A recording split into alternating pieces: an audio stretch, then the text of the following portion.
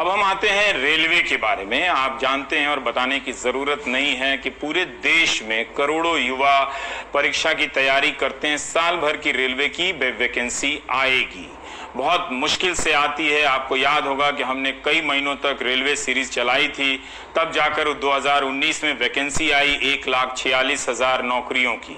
आपको बताते हुए ये हर्ष का हश्र हो रहा है, हिंदी में समझिए कि परीक्षा के भी 1 साल से ज्यादा समय हो गए हैं, वैकेंसी आए हुए 2.5 साल हो गए हैं, मगर loco pilot, assistant loco pilot की बहाली, ज्वाइनिंग की प्रक्रिया अभी तक पूरी नहीं हुई है।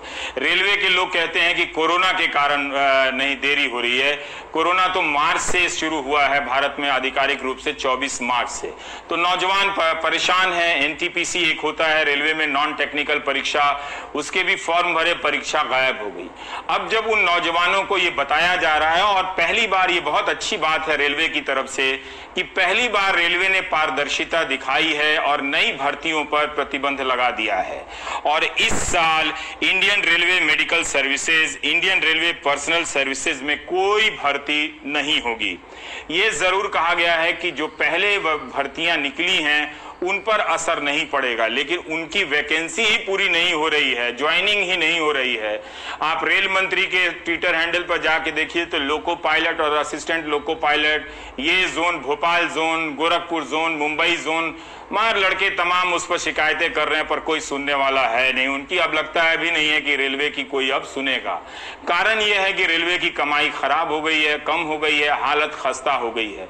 वैसी नहीं है जैसे पीयूष गोयल के ट्विटर हैंडल पर रेलवे दिखती है चमकती हुई। वैसी ब्रांडिंग काश रेलवे भीतर से भी होती तो कल्याण हो जाता रेलवे का। ये एक बड़ा सवाल है, क्योंकि रेलवे सरकारी क्षेत्र में सबसे अधिक नौकरी देने वाली संस्था है। अब अगर ये संस्था नौकरियां देने के अवसरों को संकुचित करने लगे तो सोचिए कि इस देश के युवाओं का भविष्य एक ही चीज बचा सकता है, वो है व्हाट्सएप यूनिवर्सिटी में सप्लाई किया जाने वाला मीम और वीडियो। इसकी पूर्ति अगर बढ़ा दी जाए, प्रोपेगेंडा गोदी मीडिया के जरिए बढ़ा दिया जाए, प्रोपेगेंडा की बड़ा ही हम विश्व गुरु टाइप बन रहे हैं, रोजगार की चिंता मत करो, तो भारत के बेरोजगारों को सुकून मिलता है। उन्हीं के लिए आगे की ये सूचना बता रहा हूं कि 68,000 जो रेलवे ने बताया है कि नॉन सेफ्टी कैटेगरी में भर्ती बची हुई है, इसकी समीक्षा की जा रही है। बताइए, अगर ये पोस्ट खत्म कर दिए गए तो इतनी संभावनाएं भारत के नौजवानों की बंद हो जाएंगी। वो ज्यादा समय लगता है व्हाट्सएप मीम में बिताने वाले हैं, 67,000। फिर 2 साल में जितने भी पदों का सृजन किया गया है उनकी समीक्षा हो, ये नए आदेश दिए गए हैं। उन पर नई भर्तियां अगर नहीं हुई, अगर 2 साल में पोस्ट क्रिएट हुआ है, बहुत लंबा समय लगता है पोस्ट क्रिएट करने में, अगर भर्ती नहीं हुई है तो उन पोस्ट को अब खत्म कर दिया जाएगा, रोक दिया जाएगा।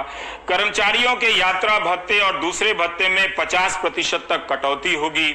अब इसको लेके मुझे को मेल लिखेंगे जिनमें से ज्यादातर लोग मुझे गाली देते रहते हैं। तो इन सारे लोगों को इसका मतलब है ज्यादा से ज्यादा मीम की सप्लाई किए जाने की, व्हाट्सएप मीम की 50% तक कटौती होगी। यानी रेलवे के कर्मचारियों का भीतर से हाल बुरा है। आउटसोर्सिंग स्टाफ में कटौती की जाएगी। अब देखिए, ज्यादातर अब नौकरियां रेलवे में जो हैं वो आउटसोर्सिंग के जरिए हैं। अगर इनकी कटौती की जाने लगी तो किस मात्रा में रेलवे बेरोजगार पैदा करेगी ये हम कभी नहीं जान पाएंगे, क्योंकि हमारे यहां कितने बेरोजगार हुए ये बताने की आधिकारिक व्यवस्था नहीं है। लेकिन बहुत सारी चीजें भारत में पॉजिटिव हैं, वो जानकर खुश रहने की जरूरत है। यह भी कहा गया है कि किसी फाइल को भेजने के लिए स्टाफ के साथ मत भेजिए, ऑनलाइन भेजिए, ताकि वो भी खर्चा बच जाए और यानी स्टाफ बच जाए, स्टाफ की जरूरत ना हो, उसे चलता किया जा सके। और फर्नीचर, अतिरिक्त गाड़ियां, कंप्यूटर, प्रिंटर की खरीद ना हो। उद्घाटन कार्यक्रम ऑनलाइन करें ताकि खर्चा बचे। मनोरंजन, प्रचार, यात्रा, बैंकों को यात्रा जो है वो सब कम किया जाए, यानी प्रचार वगैरह पर विज्ञापन कम दिया जाए। इसका थोड़ा बुरा असर अखबारों पर ही पड़ जाता है, मीडिया का। टीवी में तो रेलवे का विज्ञापन कम ही आता है, तो अखबार वाले वैसे ही उनकी नौकरियां जा रही हैं पत्रकारों की, तो बहुत बुरा है। लेकिन प्रोपेगेंडा के कई तरह के तस्वीरें रोजाना लॉन्च हो रही हैं, तो आप मानसिक रूप से आप कभी खाली नहीं रहेंगे, आपको एकदम पौष्टिक ऊर्जा दी जाती रहेगी। और ये सुनिए रेलवे ने क्यों और क्या कहा इन कारणों के पीछे। हमारे पास जो वैकेंसी जो है अभी सेफ्टी कैटेगरी में है 1,50,000 और जो नॉन सेफ्टी कैटेगरी में है वो 1,37,000।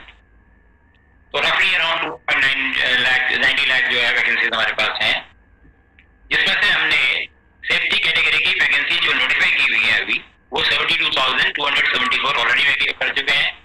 नॉन सेफ्टी कैटेगरी की हमने की है 68,366।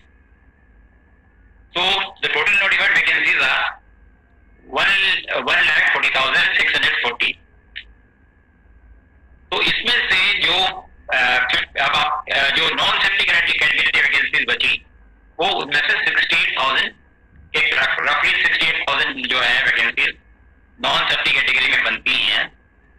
उनमें से जो आप लोगों के संज्ञान में कहा है कि हम लोगों ने अभी कहा है कि रेलवेज को कि आप अपनी सेफ्टी कैटेगरीज की वैकेंसीज एज इट इज आप भरिए, जो नॉन सेफ्टी कैटेगरीज की वैकेंसी है उनको आप रिव्यू करिए। अब ये बेरोजगार पूछेंगे कि विपक्ष कहां है, विपक्ष ट्वीट कर रहा है, वो उठा रहा है, लेकिन यही बेरोजगार विपक्ष को कौन पूछता है। तो बेरोजगारी का एक मुद्दा भारत में राजनीतिक रूप से समाप्त हो गया। वैसे कई राज्यों में है गंभीरता के साथ, लेकिन राजनीतिक रूप से समाप्त हो गया है। अगर आप कुछ वैचारिक नैरेटिव वाली राजनीति कर रहे हैं, कुछ तस्वीर वीडियो वाली, तो इस तरह के समस्याओं को आप गायब कर सकते हैं। हाल फिलहाल के चुनाव में यह साबित भी हुआ है, खासकर गोदी मीडिया के दौर में। ये बात मैं क्यों कहता हूं, बहुत बुरा भी लगता है कहने में, लेकिन ये सच्चाई है कि ये वो पब्लिक है जो पब्लिक नहीं है। जनता ने ही जनता के होने का अस्तित्व समाप्त कर दिया है। इसीलिए किसी भी प्रश्न का जवाब नहीं आता है, किसी भी आंदोलन पे जवाब नहीं आता। आपने कब सुना कि मंत्रियों ने बुलाकर प्रतिनिधियों से बात की है, ये आंदोलन हुआ है। अब कोल इंडिया के लोग जो 3 लाख लोग हैं, अब मैं तो नहीं कहता कि सब कोई गोदी मीडिया में बह गए होंगे या व्हाट्सएप यूनिवर्सिटी में, लेकिन जो बह गए थे वही बताएं कि क्या उन्होंने नहीं देखा था कि 6 साल में मीडिया समाप्त हो गया, मीडिया जन सरोकार के मुद्दों को नहीं उठाता है। अब जब उनकी बारी आई है तो फिर वो मीडिया को क्यों कोस रहे हैं कि मीडिया उनका नहीं दिखा रहा है। क्या आपको लगता है, पता भी है कि 3 दिनों के लिए कोल इंडिया में जो प्राइवेटाइजेशन हुआ है उसको लेकर 3 लाख कर्मचारी आंदोलन कर रहे हैं? आपको कभी पता नहीं चलेगा। अब इन्हीं से पूछिए कि क्या इनको इस बात का फर्क पड़ता है कि सफूरा जरगर एक गर्भवती महिला के खिलाफ किस तरह से अन्याय हुआ, भीमा कोरेगांव केस में किस तरह से 2 साल का ट्रायल नहीं हुआ और एक नौजवान लड़के को उठाकर जेल में बंद कर दिया गया, सुधा भारद्वाज। तो क्या इन लोगों को इन संवैधानिक सिस्टम के मसले का कोई फर्क पड़ता है, जो ये शिकायत कर रहे हैं कि मीडिया को कोई फर्क नहीं पड़ता? इसीलिए मैं कहता हूं कि ये पब्लिक है, ये वो पब्लिक है जो पब्लिक ही नहीं है। ये कोरबा छत्तीसगढ़ से आए वीडियो को आप देख लीजिए। मेरी बात वैसे 10 साल बाद समझ में आएगी, अभी नहीं। इसलिए